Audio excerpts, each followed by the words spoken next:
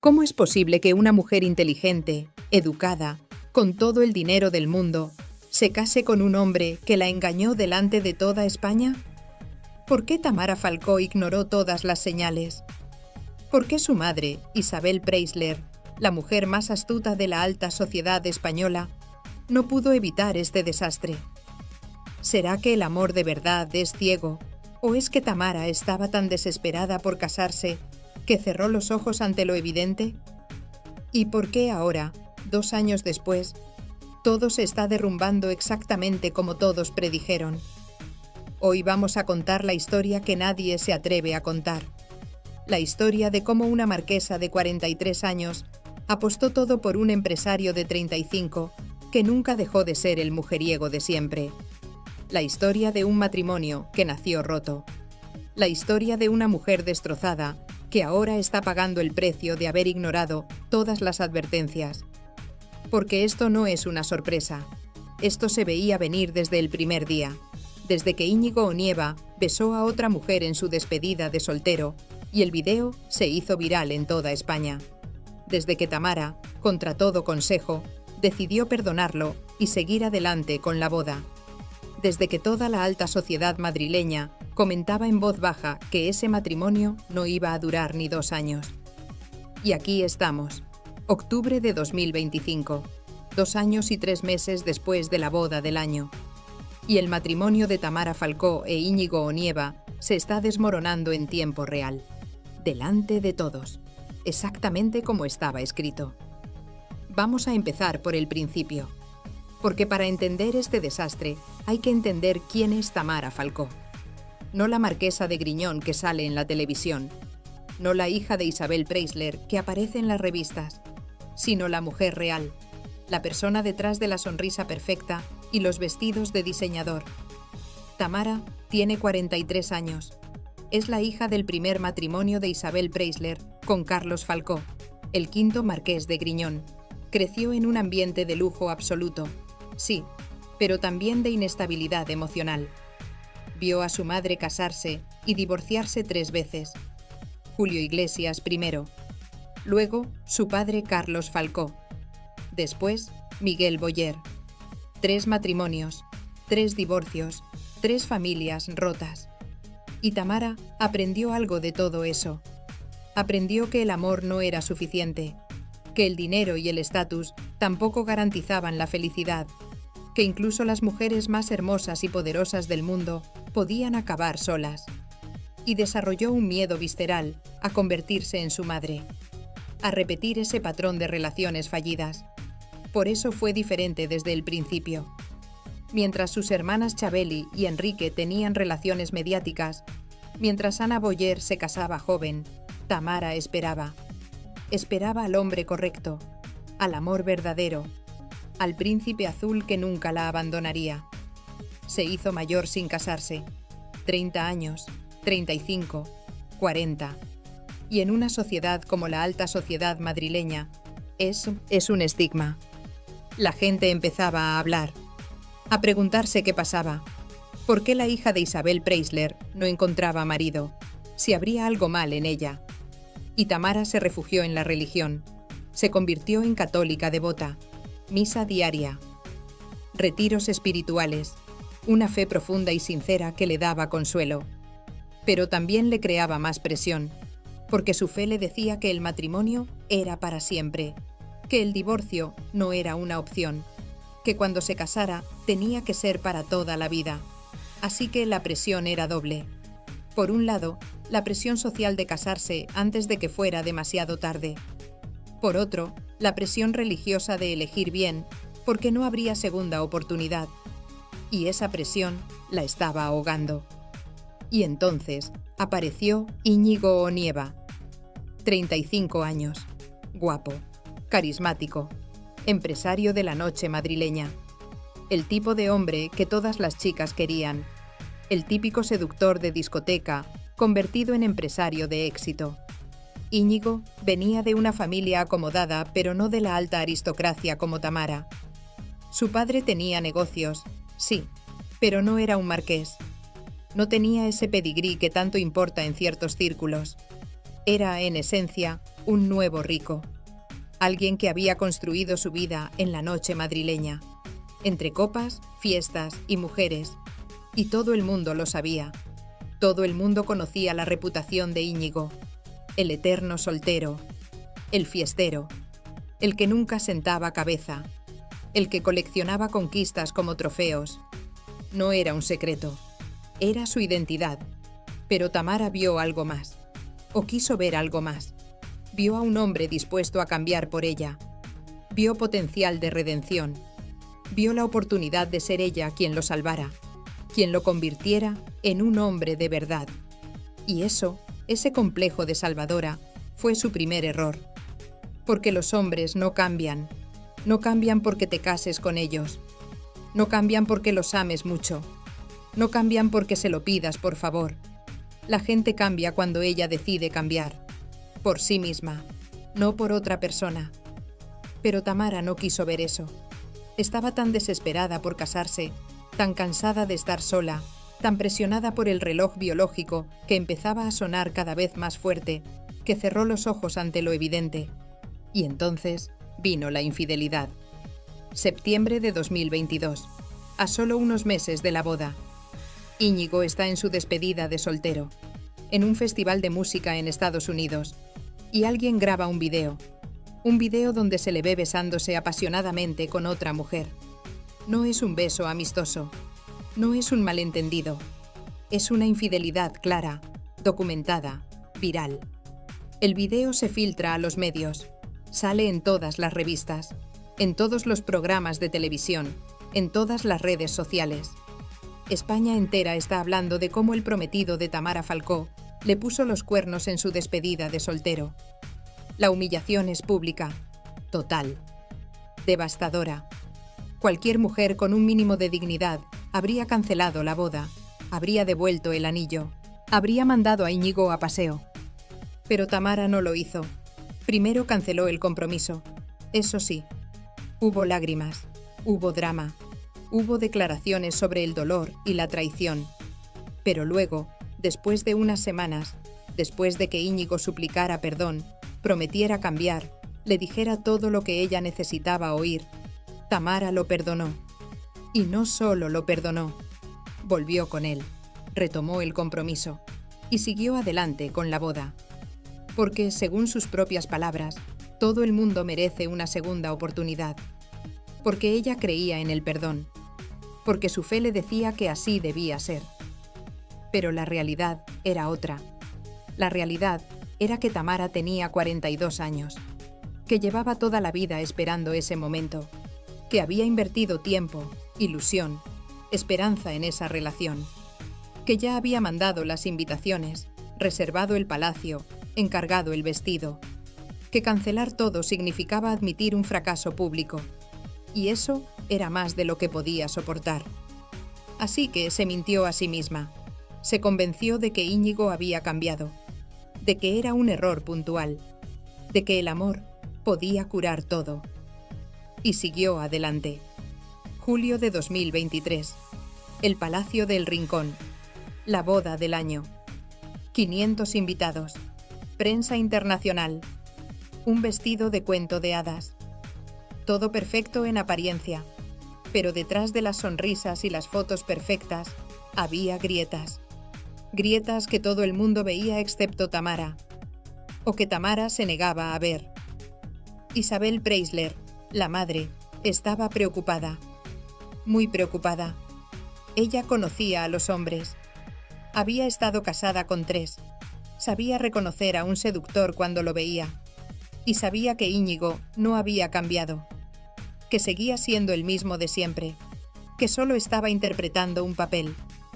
Pero no podía decírselo abiertamente a su hija, porque Tamara estaba ciega de amor. Y porque como madre lo que quieres es que tu hija sea feliz, aunque sepas que está cometiendo el error de su vida. Así que Isabel sonrió en la boda. Posó para las fotos, dio su bendición, pero por dentro sabía que aquello no iba a funcionar, que era cuestión de tiempo que todo explotara. Primer año de casados. Tamara está en una nube. Viajes, eventos.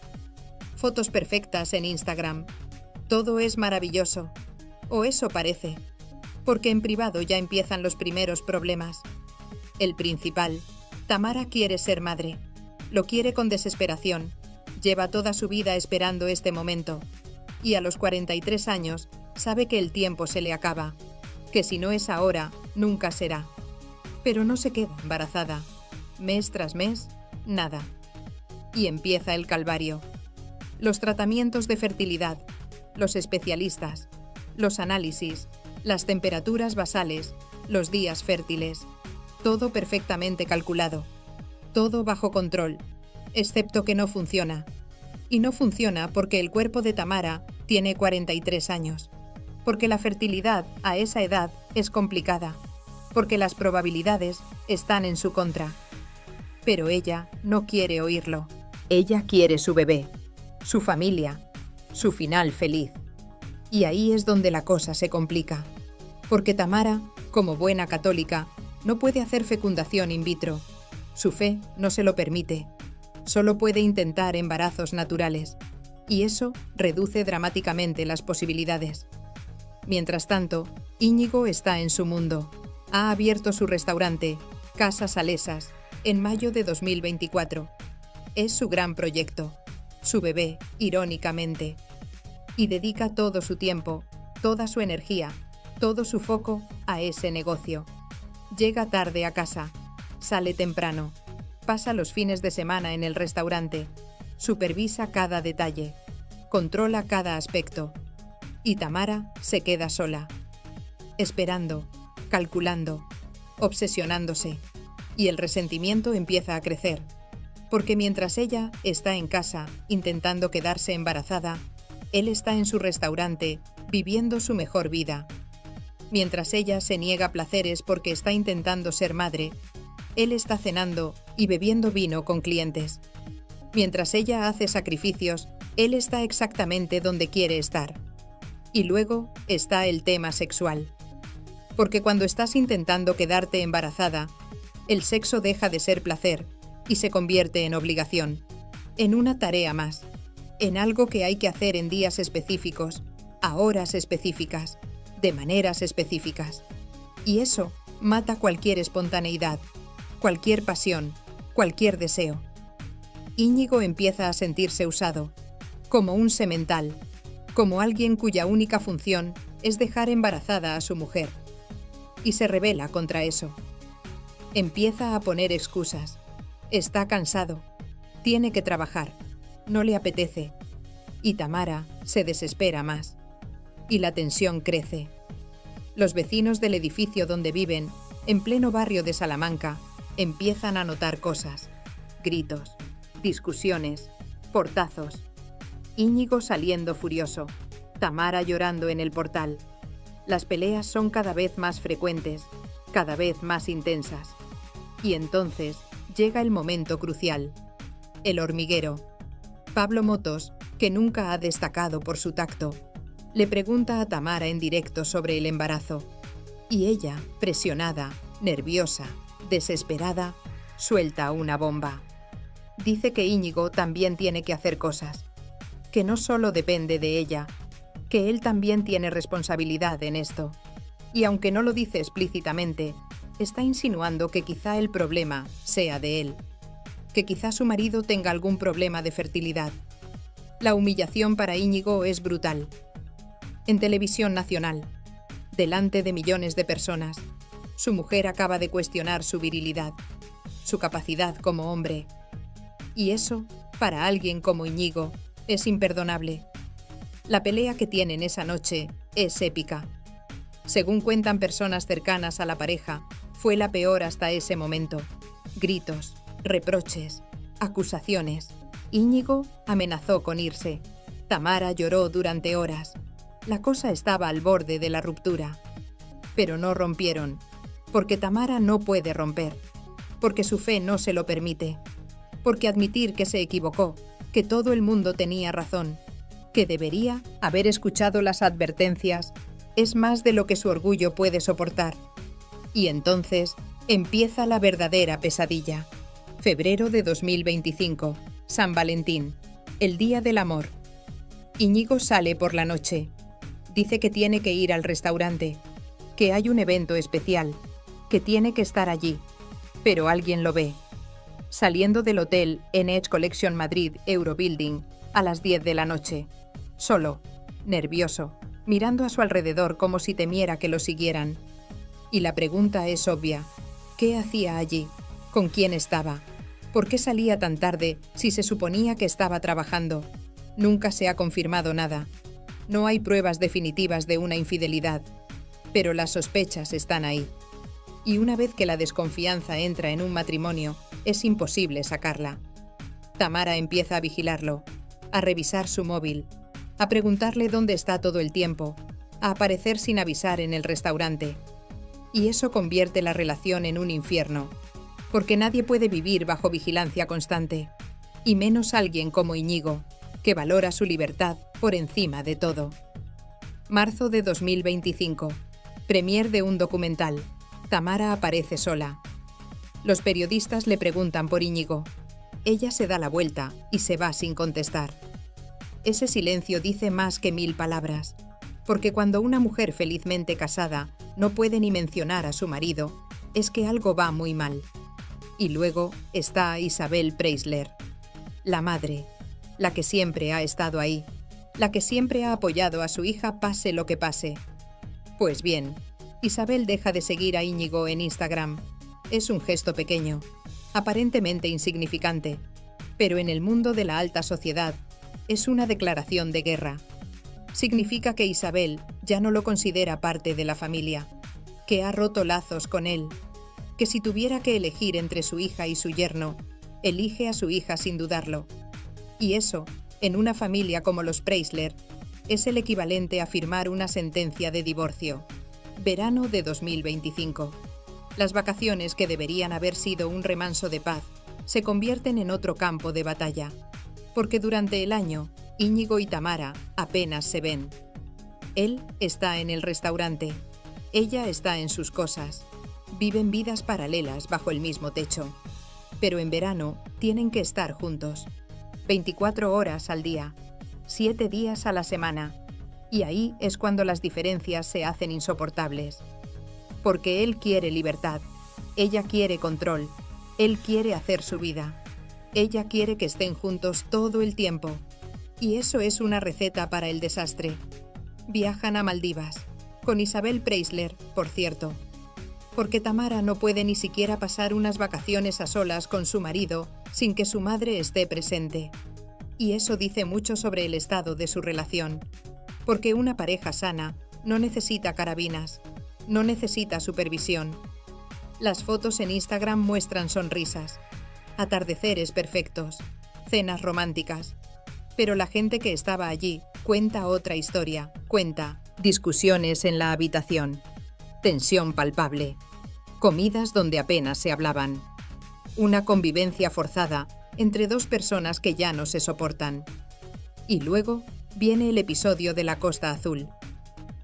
Íñigo se va de viaje con amigos, sin Tamara.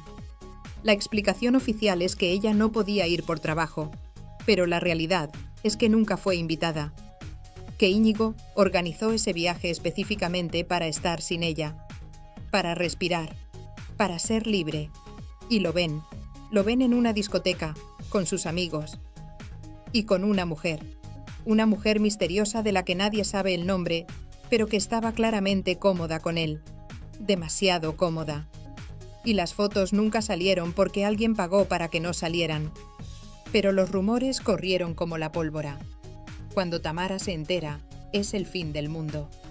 Otra vez las lágrimas, otra vez los reproches, otra vez las amenazas de divorcio, y otra vez Íñigo la convence de que no pasó nada, de que solo eran amigos, de que ella está exagerando, de que su inseguridad está destruyendo el matrimonio.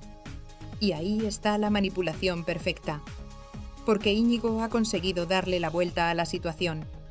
Ha conseguido que Tamara se sienta culpable por desconfiar. Ha conseguido que ella crea que el problema es su inseguridad, no su comportamiento. Septiembre de 2025. Tamara toma una decisión. Paraliza los tratamientos de fertilidad. Ya no puede más.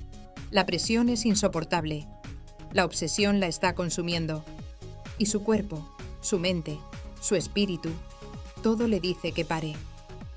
Me encuentro saturada, dice en una entrevista. Me estaba afectando. Y esas palabras son el reconocimiento tácito de que algo va mal. Muy mal, porque una mujer felizmente casada no para los tratamientos de fertilidad después de solo 2 años de matrimonio. No se rinde en su sueño de ser madre tan fácilmente. Lo hace cuando se da cuenta de que el matrimonio no va a durar, de que traer un hijo a ese ambiente de tensión y reproches sería cruel, de que quizá, solo quizá, este no es el hombre con el que quiere ser madre. Y ahí es donde entra la verdad más dura.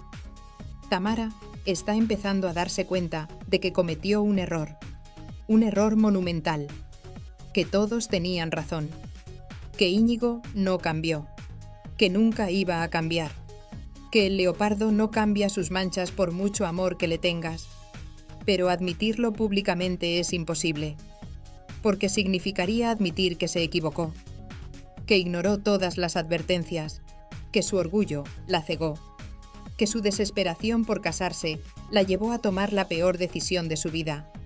Y luego está la cuestión religiosa, porque para Tamara el divorcio no es solo un fracaso personal, es un pecado, es romper un sacramento, es fallarle a Dios, y esa carga es insoportable.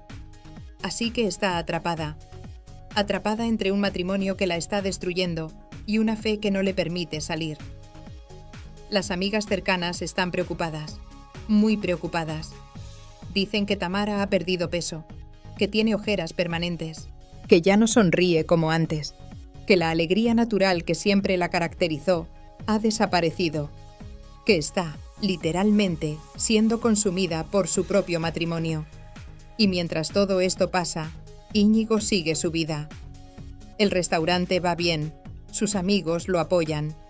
No parece afectado por nada de esto. Y esa diferencia es reveladora. Porque en una relación sana, cuando uno sufre, el otro también sufre. Pero Íñigo está perfectamente, lo que significa que para él, este matrimonio no significa lo mismo que para Tamara. Octubre de 2025, 2 años y 3 meses después de la boda.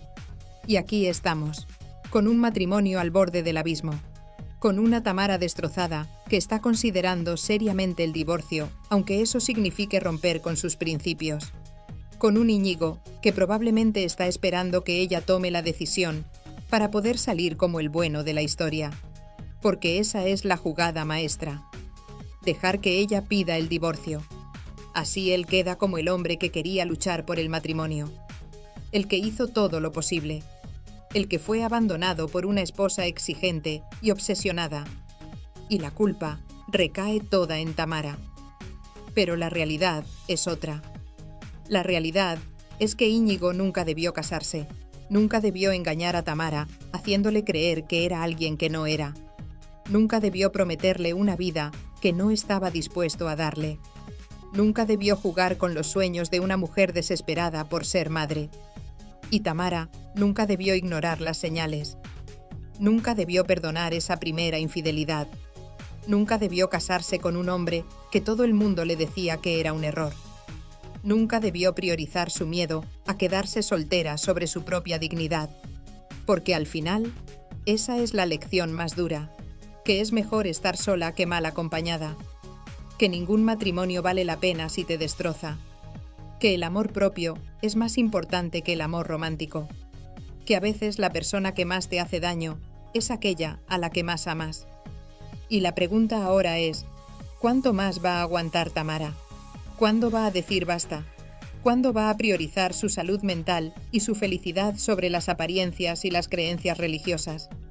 Porque todos podemos ver que este matrimonio está muerto, que no hay vuelta atrás, que lo único que queda es firmar los papeles y dividir los bienes. Pero Tamara sigue aferrándose, sigue esperando un milagro, sigue creyendo que de alguna manera esto puede salvarse. Y mientras espera, Su vida se le escapa. Sus 43 años se convierten en 44.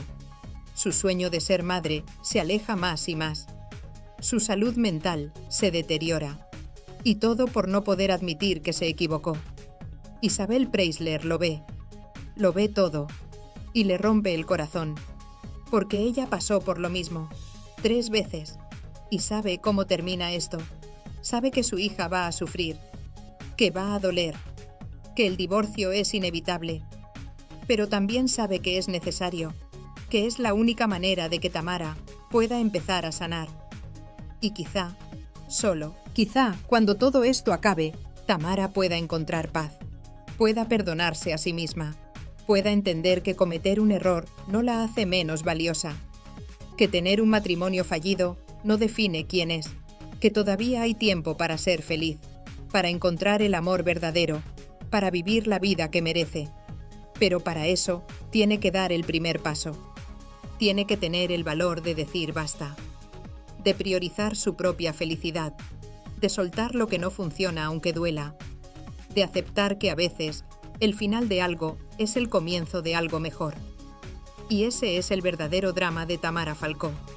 No que su matrimonio fracase, sino que le cueste tanto dejarlo ir, que esté dispuesta a sacrificar su propia felicidad por mantener una fachada que ya nadie se cree, que prefiera la agonía de un matrimonio muerto a la libertad de estar sola.